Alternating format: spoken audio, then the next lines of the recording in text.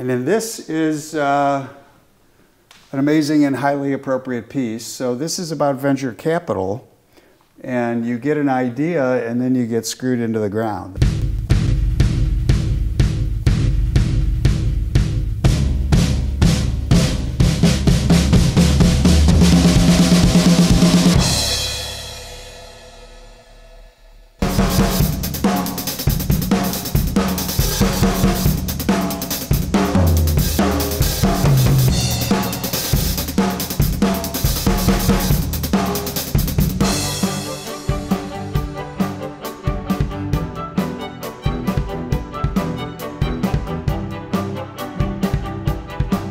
You know, on the subject of what makes you a successful entrepreneur, I mean, I think that the answer is that you are willing to roll up your sleeves and do all the ugly, dirty work that is both an example to the other people and also essential.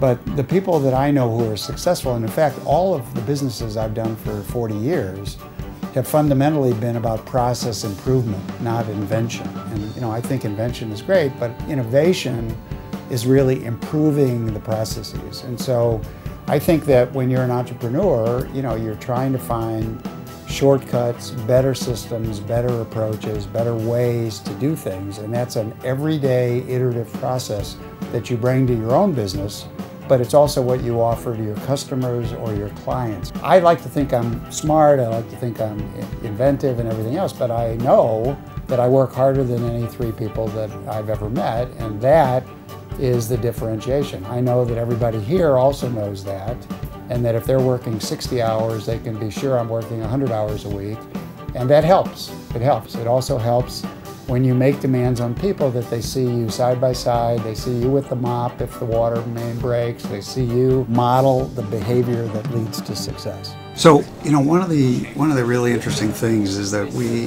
actually have a certain group of kids that we don't take into the school, and it's because they're too well adjusted. And so they're really perfectly happy to have a 9-to-5 job, because when they leave at 5 o'clock, they go on and they have the rest of their life, okay?